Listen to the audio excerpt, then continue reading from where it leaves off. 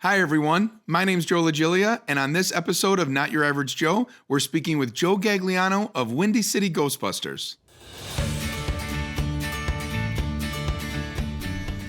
Hi, everyone, and welcome to another episode of Not Your Average Joe, powered by The Mortgage Message. My name is Joe Gagliano, and today I'm joined with my guest, Joe Gagliano of Windy City Ghostbusters. Joe, welcome to the show. Hey, thanks for having me. Absolutely, man. So I'm super excited. You're all geared up. We're super excited to hear your story. And if you can, just to start the interview off, please introduce yourself to my audience and kind of tell them, what you do. Sure. My name's Joe Gagliano, like Joe said. And I'm here with the Windy City Ghostbusters. The Windy City Ghostbusters is a charity group, and we dress up like this.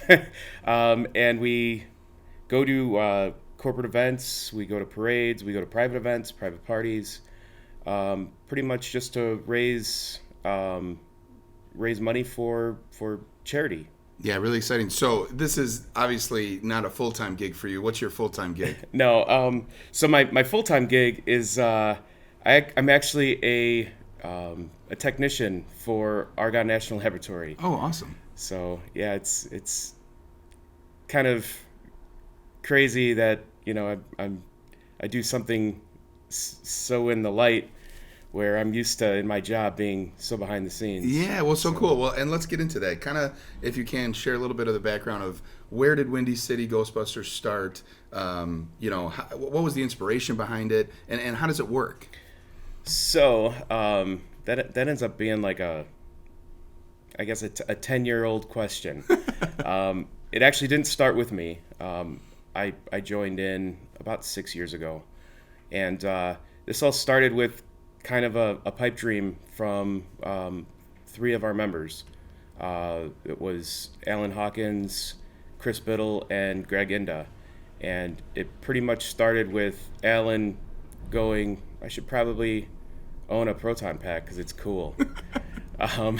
So, was one thing led to another. They built their own gear out of styrofoam and hopes and dreams, and they banded together, joined a franchise in the area called Ghostbusters Chicago Division, and they were in there for a little bit, and they split off, decided to do their own thing, and from there they got maybe 8 or 9 more people to join in, and it just kind of snowballed from there. So cool. So kind of share, if you can, the purpose of you guys going out into the community. Who are you serving when you go out, and where do the funds that you collect go to? So when you say serving, do you mean like our own egos? Absolutely. A little bit. But no, for what it's worth, like we raise a lot of money for La Rabita's Children's Hospital. Part of that being is, it's easy for like charities in the city other charities in the city to get more funds from being more out there, where La Rabita is kind of, small, and they don't have access to so many funds, and it's always nice to help out where we can, especially with like sick kids and stuff like that. We've done events where we've gone to hospitals and seen kids, and it's always fun to like come in and see the kids, their eyes brighten up and, change their whole day around. It feels good. Well, being an 80s kid, I'm sure, it's hard not to be just a huge fan of the Ghostbusters from the original all the way through to the whole franchise.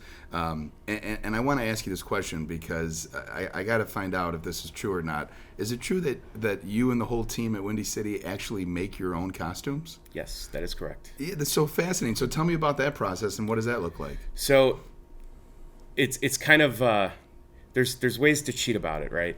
So like I didn't go and sit behind a sewing machine and sew this together, right? So you can buy a flight suit through eBay, or if you really wanted to get expensive, buy it through the provider, and then you can go to places online and you can get your name badge, you can get your patch, and realistically that's all you need to be looked at as, oh, that's a Ghostbuster, right? It's like that's like the bottom bare minimum. From there, I've got things like, my hose connector on my suit, which is like made of resin. So somebody went and made a cast of another part that they made, and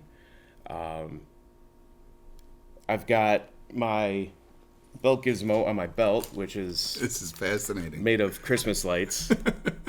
Yes. But it looks the part, you know. Yes. These are supposed to be Nixie tubes, but you can pull stuff together, make it look right. There's also things on eBay you could find, like a pass guard, which a lot of fire department use.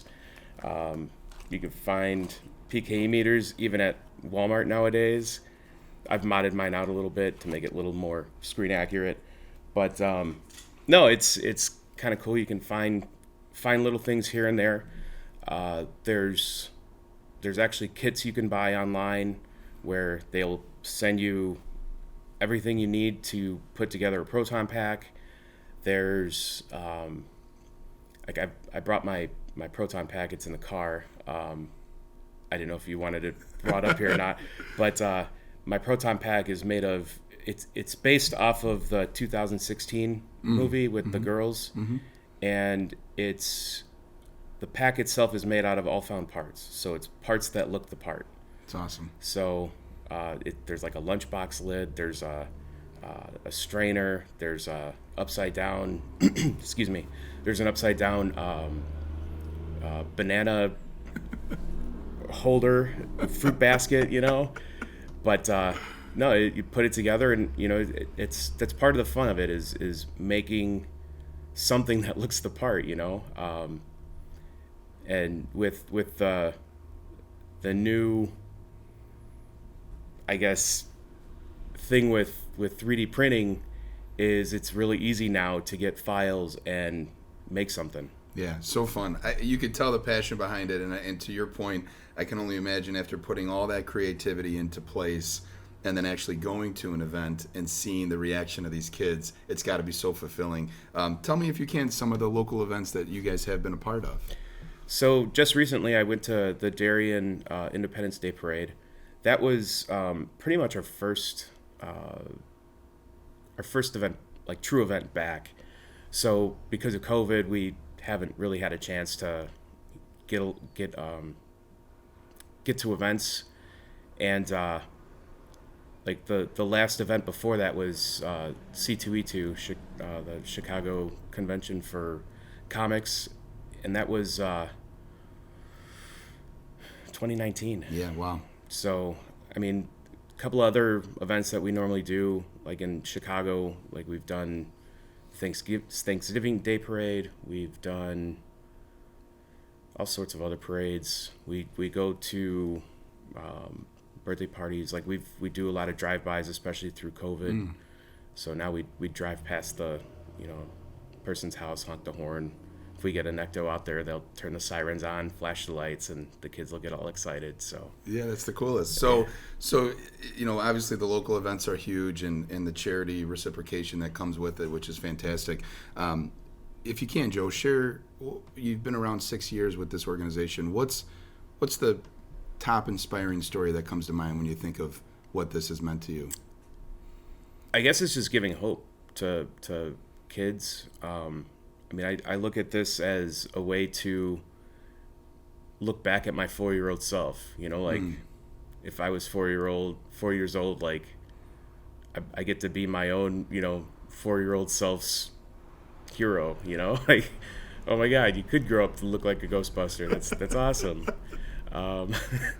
But no, I guess like personally, like see my own kids get excited about it.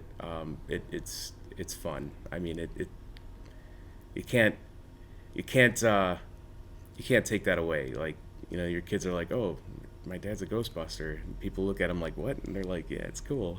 Like It's the coolest. Yeah.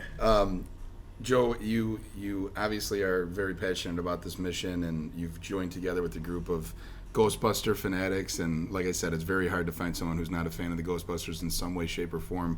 If someone wants to get involved, either looking to reach out to you guys to be a part of a local event, whether to reach out to you guys to be a part of some community event, or even to provide financial assistance to partnering with this mission and being able to provide funds to do everything you guys need to do, what's the best way someone can get a hold of you guys and get a hold of you? So the best way is actually through Facebook. Send us a message through Facebook. That's Windy City GB or Windy City Ghostbusters. You could also type in your URL, windycitygb.com, and it'll bring you right to our Facebook page. You could also message us through Instagram, Twitter, all the above. Yeah. And we usually have somebody reach out within the day. We're usually pretty on top of things. Yeah, I hope my audience goes and checks it out because it's the coolest Facebook journey with all the pictures at the events and all you guys together with the videos. It's really a cool story that you guys have put together. Joe, an Argon technician who's decided to become a Ghostbuster and a hero to his own 4-year-old self. I got to ask you this question in closing for the interview. Joe, who's your hero? I would guess, I'd go, with my parents, my dad, my mom and dad, like they've always been supportive. And I guess that's one thing that you don't really see nowadays is people just being supportive of what you are passionate about and what you want to do with your life. And, really what you want to leave as far as, the way people view you. And that's one of those things that nobody can ever take that away. And I guess them being so supportive and so open with things, it's been nothing short of awesome. Joe, I hope your mom and dad get to see this interview because it's a great honor to them. And thank you for being a real community hero. And thank you to our audience for tuning in to another episode of Not Your Average Joe, powered by The Mortgage Message. We'll see you next week, everyone. Take care.